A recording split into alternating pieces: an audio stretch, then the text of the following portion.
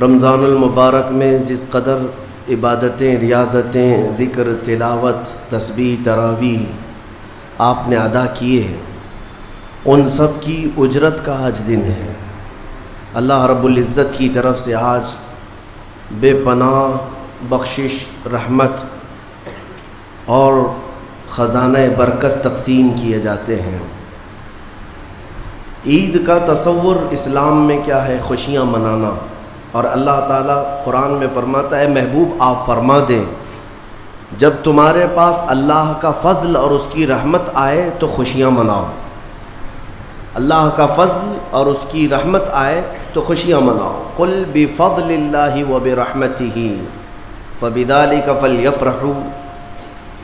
اب جب اللہ کا فضل ہوگا اور جب اس کی رحمت ہوگی ہم خوشیاں منائیں گے۔ اور خوش ہونے کا انداز اور طریقہ کیا ہونا چاہیے؟ وہ سنت نبوی سے ہمیں حاصل کرنا چاہیے۔ خوشیاں منانے کا مطلب یہ نہیں ہے کہ ہم دنیا جیسے خوشیاں مناتی ہے اسی انداز میں منانے لگ جائیں۔ اسلام ہر چیز میں خط امتیاز رکھتا ہے۔ تمہاری عبادتوں کا طریقہ الگ ہے، تمہارے رب کو پکارنے کا طریقہ الگ ہے، رب تعالیٰ کے حضور سر سجود ہونے کا طریقہ الگ ہے۔ رب تبارک و تعالیٰ نے تمہیں ممتاز پیدا کیا ہے، ظاہر سی بات ہے تمہاری خوشیاں بھی ممتاز ہونی چاہیے۔ پوری کائنات میں لوگ اگر خوشیوں میں ڈوب کر شراب نوشی کرتے ہیں تو یہ خوشیاں نہیں ہیں۔ اگر آج کی رات یا آج کا دن لوگ یہ سمجھتے ہیں کہ خوشیوں کا مطلب ہے کہ خوب انٹرٹینمنٹ کیا جائے، نفس جو چاہتا ہے وہ سب کر لیا جائے، تو اسلام اسے خوشیاں نہیں کہتا۔ میرے عزیزو، میں یقین کے ساتھ کہتا ہوں کہ اسلام میں جو بھی عید آئی ہے، جو بھی عید ہے، آپ اس کا تجزیہ کر کے دیکھیں۔ آپ کو کھلے میدانوں میں سڑکوں پر چھوڑ نہیں دیا جاتا کہ دن بھر جو کرنا ہے کرو، نہیں، بلکہ خوشیاں منانے کا طریقہ یہ بتایا گیا ہے کہ سب سے پہلے اٹھنے کے بعد وضو، غسل، عطر، خوشبو کے ساتھ پہلے بارگاہ رب العزت میں آؤ اور سجدہ کرو۔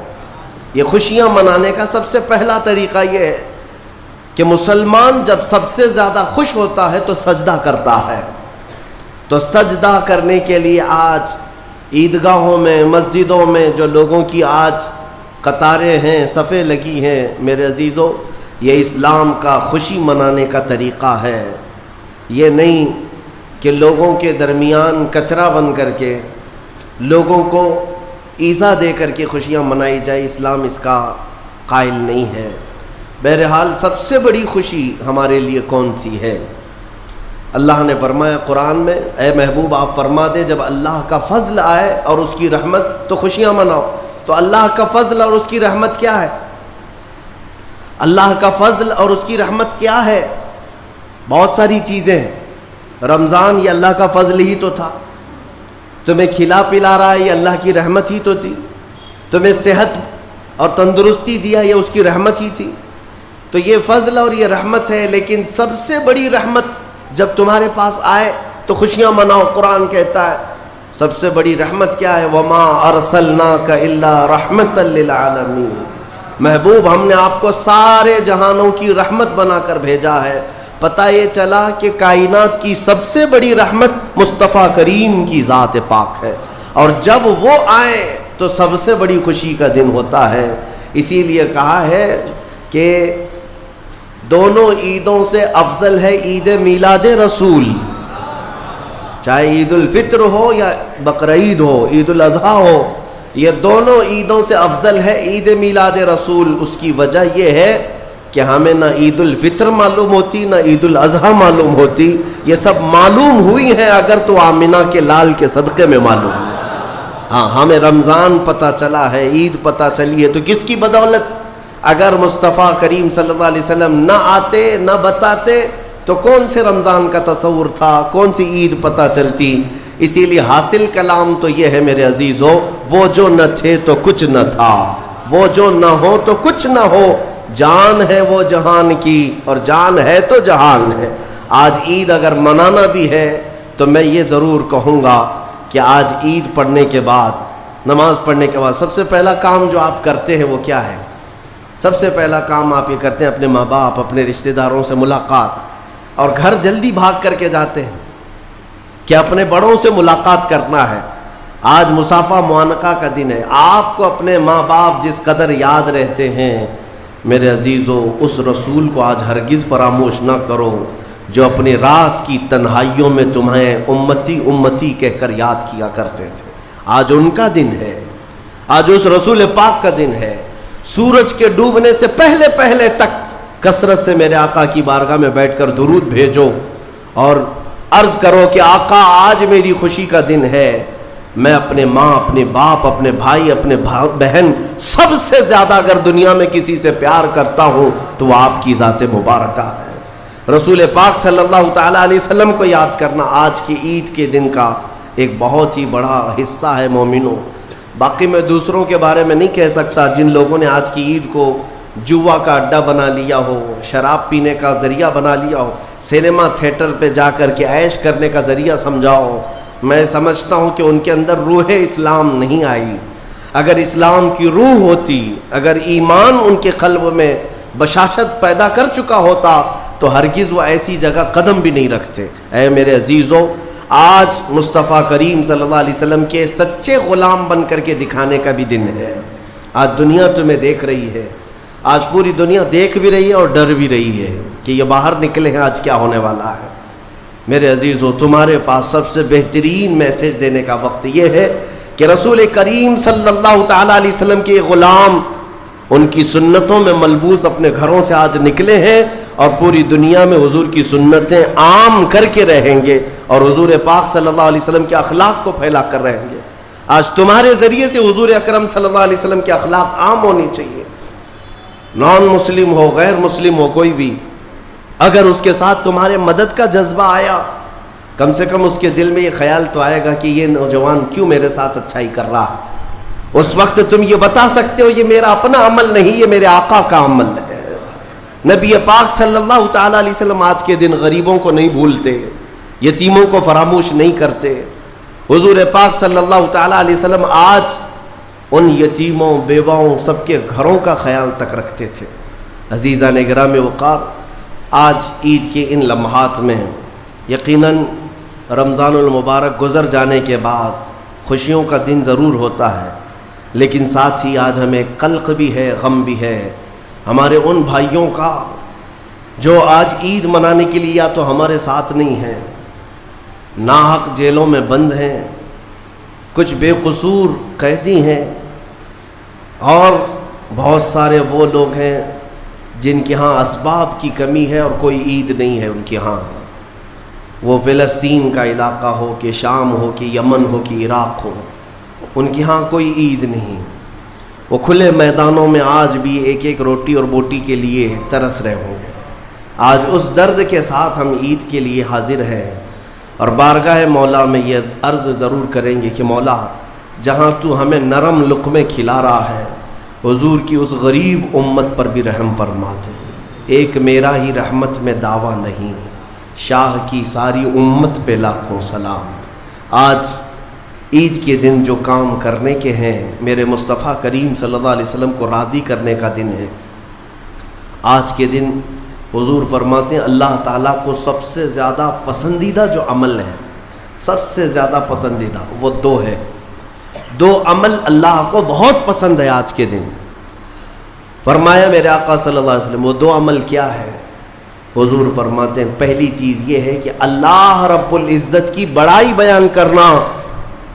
اللہ اکبر، اللہ اکبر، اللہ اکبر، لا الہ الا اللہ، اللہ اکبر، اللہ اکبر وللہ الحمد۔ یہ اللہ رب العزت کی بڑائی، تکبیر، اللہ سب سے بڑا ہے، یہ تکبیر بیان کرنا پہلا عمل اللہ کو سب سے زیادہ پسند ہے۔ دوسرا عمل استغفار، استغفر اللہ، استغفر اللہ، استغفر اللہ، استغفر اللہ ربی من کل ذنب واتوب الیہ۔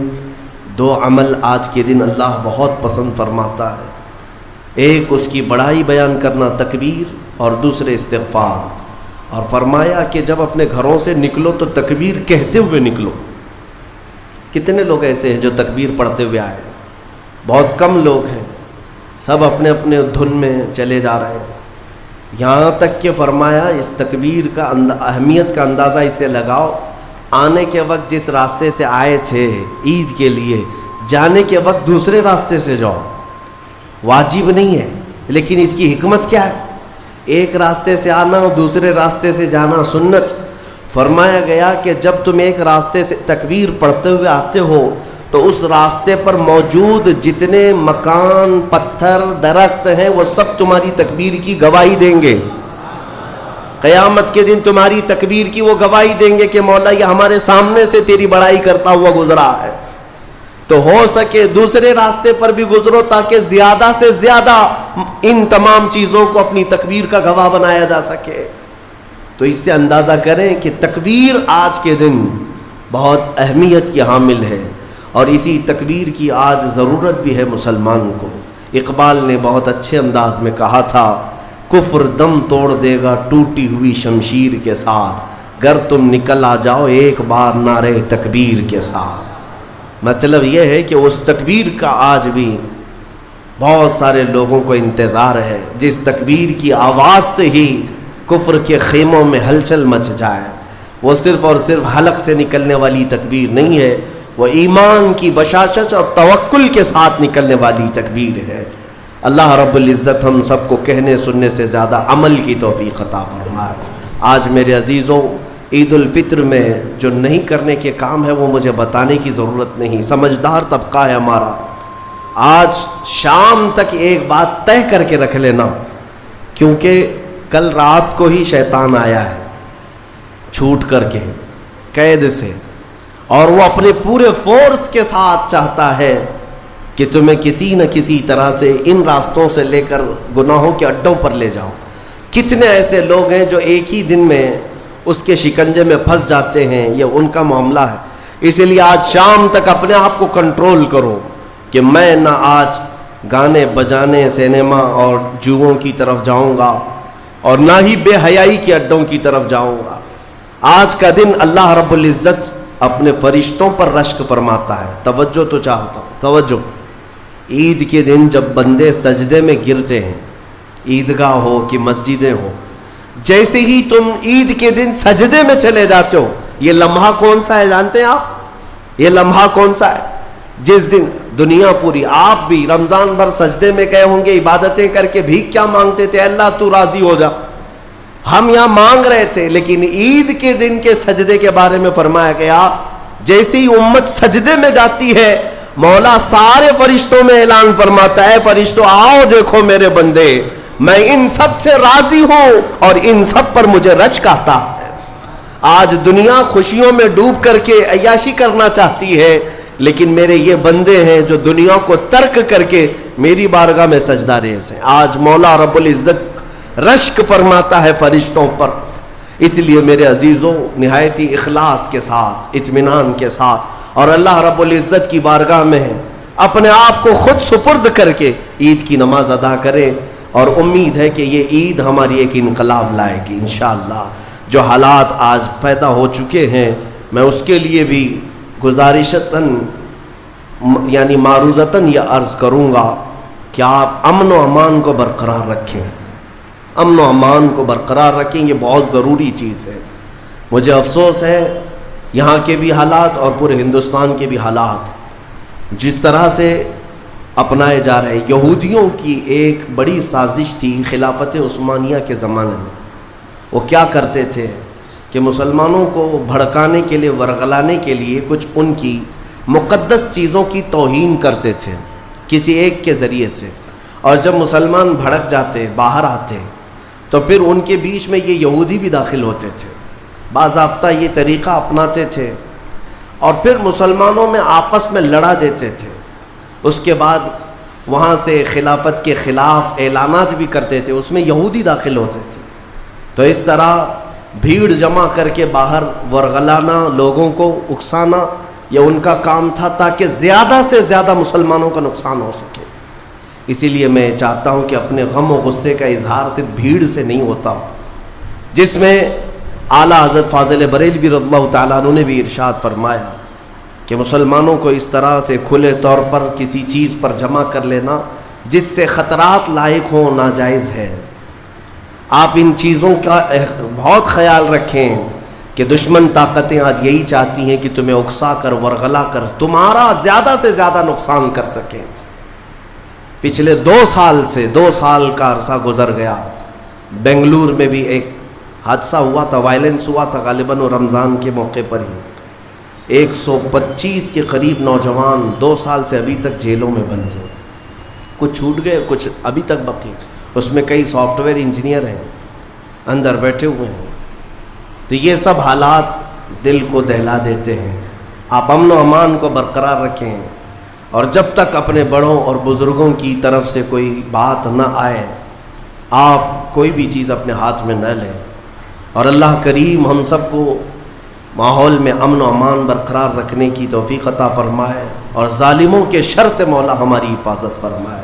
جس طرح برے منصوبے تمہارے متعلق بنائے جا رہے ہیں، کریم خدا کی بارگاہ میں دعا ہے کہ مولا ان تمام منصوبوں کو تو خاک میں ملا دے۔